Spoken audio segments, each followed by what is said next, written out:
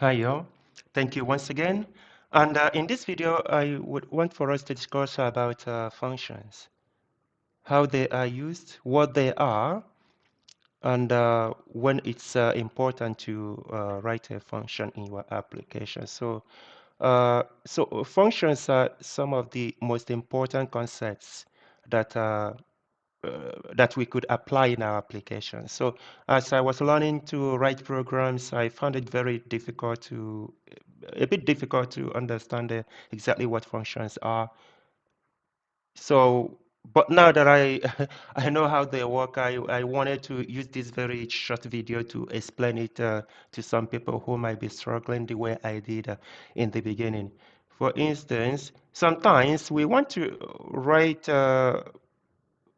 we just use functions to avoid repetition in our application. Sometimes you want to, you just write a simpler function. You call it as many times as you want in your application. So let's use an example here.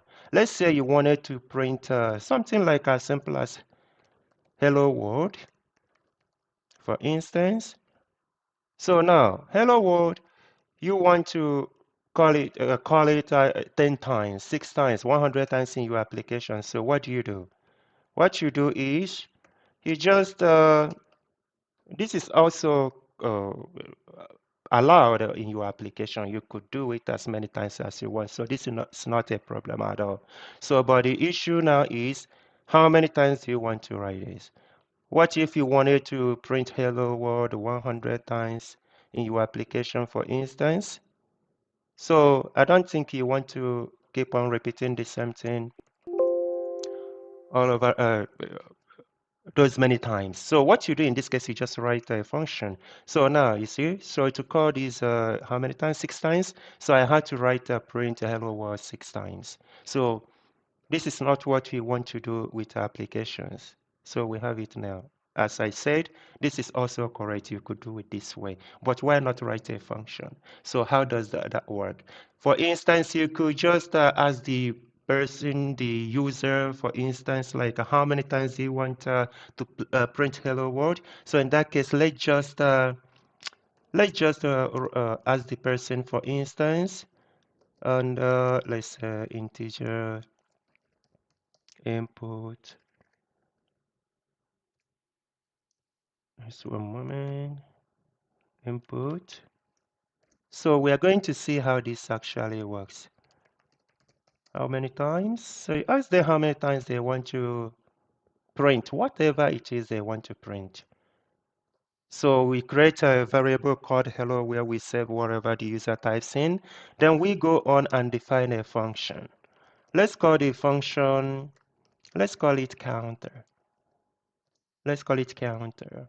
So now we receive whatever the person types in, for instance, and then in this case, let's use a for loop to loop through this. So let's just say for I in range,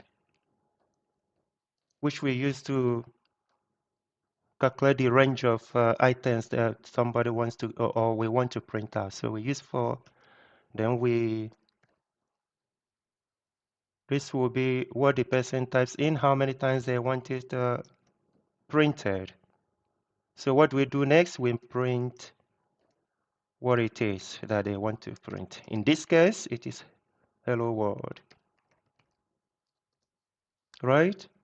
So this is just a very simple function, and that's it. So what you do next? What you do next is to call this function from somewhere. So let's go somewhere below, and the name of the function is counter. We call the function, and then we add a parameter here. So that's it.